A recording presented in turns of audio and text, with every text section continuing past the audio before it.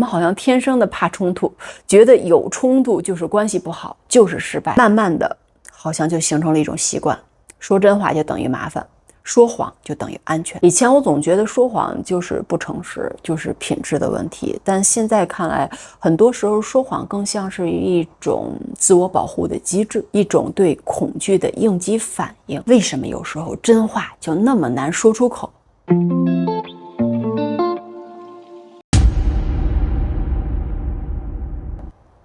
嘿，大家好，这里是为你读书。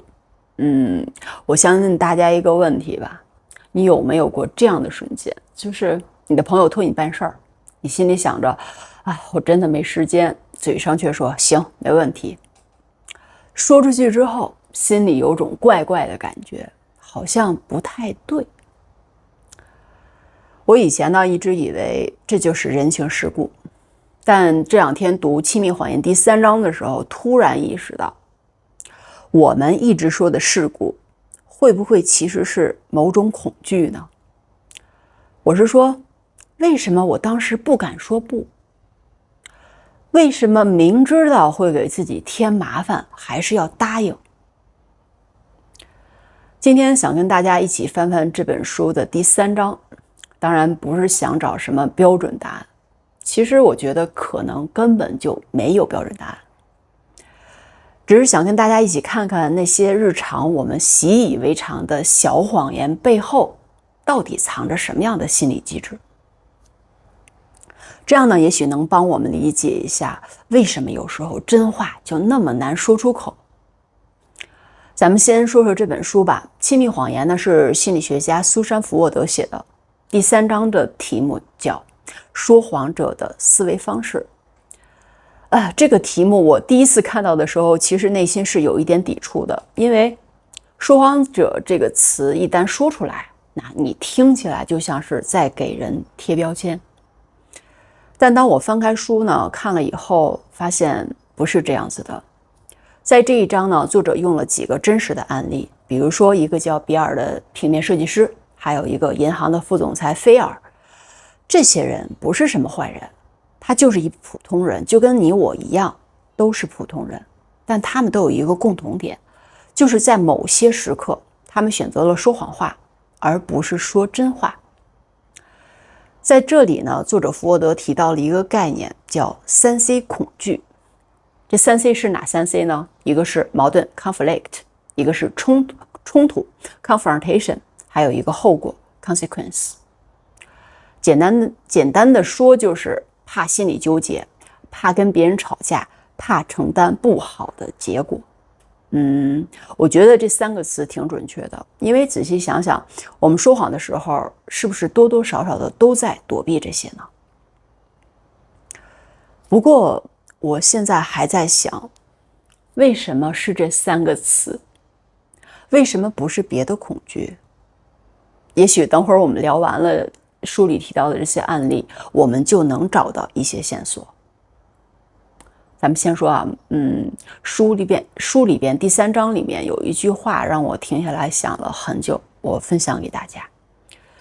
这句话是这样子的：说谎一来可以满足他们的某种需求，二来可以保护他们免受不愉快的感觉、恐惧以及可能出现的后果侵扰。需求和恐惧往往是你中有我，我中有你的，很难将它们分开看待。这句话怎么说呢？读第1遍的时候，我觉得有点绕，但仔细想想，其实确实是这样的。比如我之前帮同事看方案，很多年前，明明觉得有个地方逻辑不太对，但我并没有说。当时我以为自己是不想得罪人，但现在想来，可能情况原因更加的复杂。我既想去维护好相处的形象，这是我的需求，又怕对方觉得我在挑刺，这是恐惧。需求和恐惧这2个东西好像真的分不开，就像硬币的2面。你想要什么，往往就怕失去什么；你怕什么，往往就特别想要相反的东西。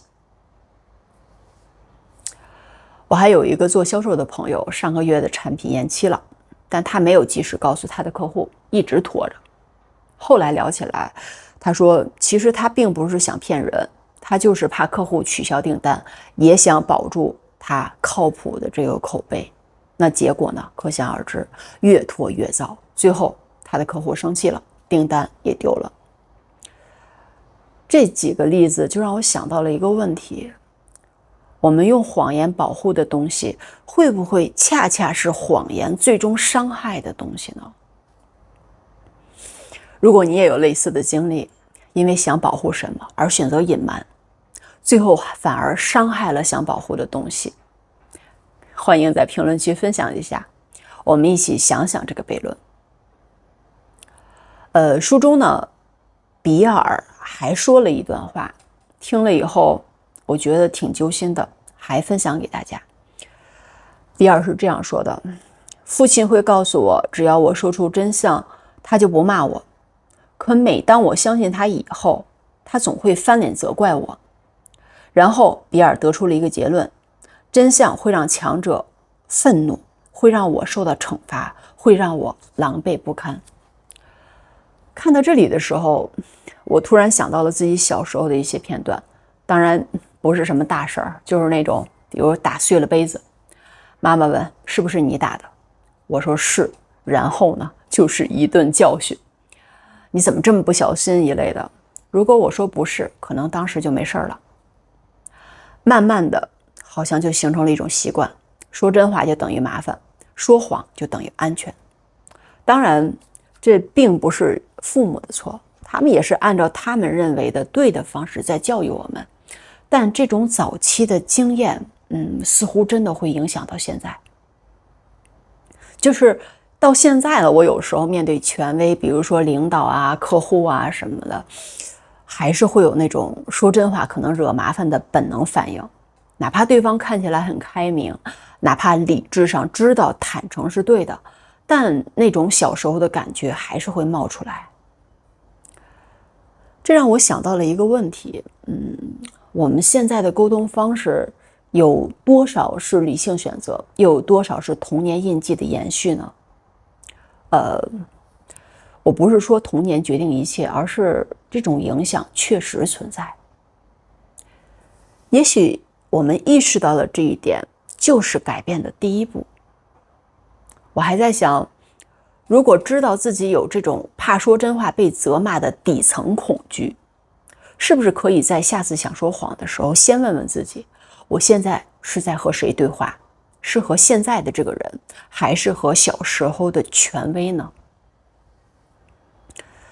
书里还有一个有趣的观察，这个观察是，很多男性也会害怕女性的怒火，避免女性生气的最好的办法是隐瞒那些他们知道会激怒或已经激怒了女性的事实。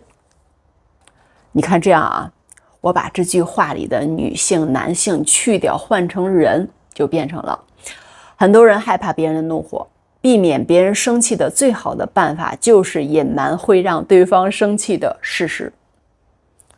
你这样一看，好像确实是这样，我们好像天生的怕冲突，觉得有冲突就是关系不好，就是失败。但是真的是这样吗？这又让我想起了之前的一个合作伙伴的经历。他当时忘了给我发重要的文件，但是呢，他跟我说发了，可能是邮件被拦截了。我等了2天还是没收到，又催了他几次，最后他才坦白说他忘了。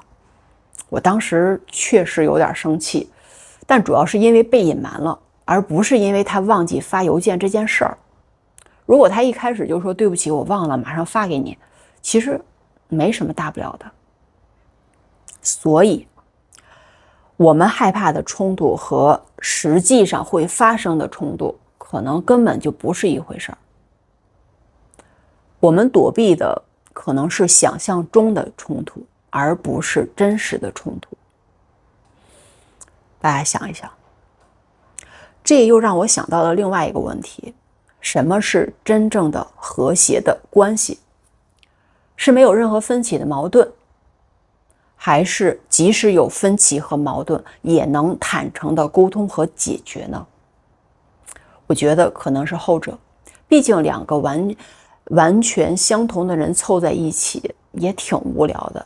差异和矛盾也许本来就是关系的一部分，关键是怎么处理这些差异和矛盾，而不能假装他们不存在，对不对？你觉得呢？在你的经验里，坦诚面对分歧和用谎言回避分歧，哪种方式会让关系变得更加的健康呢？读完这本书的第3章，我觉得最大的感触是，谎言比我想象的复杂的多了。